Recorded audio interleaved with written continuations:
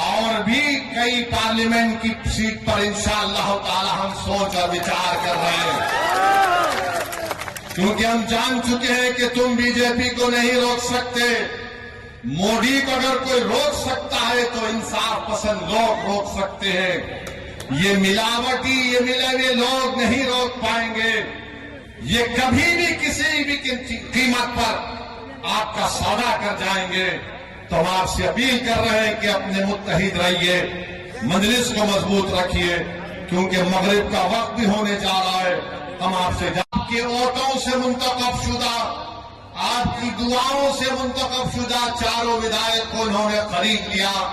अब बताइए कौन जिम्मेदार है अगर आज बिहार में बीजेपी की सरकार है?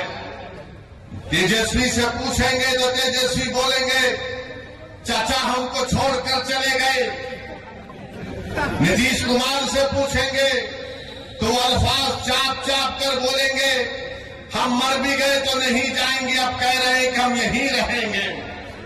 यानी नीतीश कुमार, अगर गिरगुट और नीतीश कुमार को सामने रखा जाए तो गिरगुट कहेगा कि मुझे इससे शर्म आती है।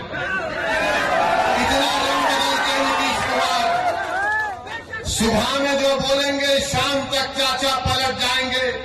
अरे जब तुम सत्ता में तेजस्वी चाचा के साथ आ गए तो बड़ा हाथ पकड़ कर चल रहे थे, गले मिल मिल कर बोल रहे थे कि हम ये कर देंगे, बताओ फिर क्या हुआ? क्या सीमांचल की जनता से इंसाफ हुआ? क्या सीमांचल में यहाँ पर आप ही के इस विधानसभा में यहाँ पर 2 अनुमंडल की जरूरत थी? क्या एक अनुमंडल खुला? 10वीं जमात के इम्तिहानात चल रहे, हमारे बच्चों को तकलीफ होती है, यहाँ की जनता को तकलीफ होती है, मगर सिर्फ खेल सत्ता का है और सिर्फ कोशिश यही होगी कि कहीं से भी किधर से भी सीमांचल की जनता से इंसाफ ना हो। मैं पहले भी आपसे कहा हूं और आज फिर कह रहा हूं मेरे भाई, जब तक अल्लाह असदुद्दीन ओवैसी को जिंदा रखेगा मैं सीमांचल की लड़ाई लड़ता था, लड़ रहा हूं और इंशाअल्लाह ताला लड़ता होगा। सीमांचल हो जाता है। तेजस्वी यादव को जरा सोचना चाहिए था कि जब तुमको मजलिस की जरूरत पड़ी तो अख्तर अली मान को बुलाया और बोला कि अख्तर भाई हमारा साथ दे दो। तेजस्वी तुमने जो 4 गुलाब जामुन समझकर हमारे विधायक को खा लिया, वो हजम कर गए तुम उनको? क्या किया तुमने उन 4 का? कहां मुंह दिखाने के काबिल नहीं रहे वो लोग?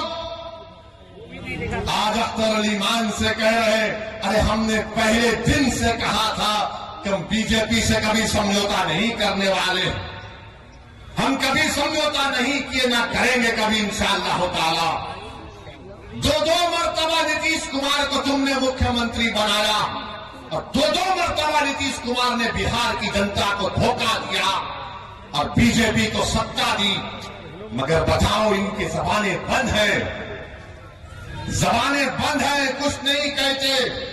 मगर मेरे अजीज दोस्तों और बुजुर्गों, हम आपसे सिर्फ यही अपील करने आए हैं कि आने वाले लोकसभा के चुनाव में नरेंद्र मोदी के 370 का वो दावा कर रहे हैं, उसको रोकने के लिए, सेकुलरिज्म को हकीकी कामयाबी दिलाने के लिए, सीमांचल में इंसाफ की लड़ाई लड़ने के लिए, बिहार के गरीब और मजलूमों के ताकतवर आवाज को पार्लियामेंट में पहुंचाने के लिए, वतन अजीज के गरीब और मजलूम अक़लियतों की आवाज को बिहार से पार्लियामेंट तक भिजाने के लिए हम आपसे ये अपील करने आए हैं, गुजारिश करने आए हैं कि आप अब की बार मजलिस को और दीजिए।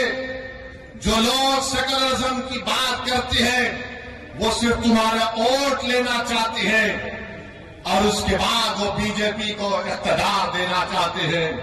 तो हम आपसे अपील कर रहे हैं कि आने वाले लोकसभा के चुनाव में आप मुत्तहिदा तौर पर अपने वोट का इस्तेमाल करते हुए अपनी आवाज को लोकसभा तक भिजाइए, ताकि आपके इत्तेहाद हाँ नमस्कार, मैं हूं मानक गुप्ता। अगर आपको हमारा ये वीडियो पसंद आया हो तो इसे लाइक और शेयर जरूर करें, और हां, हमें सब्सक्राइब और फॉलो करना ना भूलें ताकि आप देश और दुनिया की कोई खबर मिस ना करें।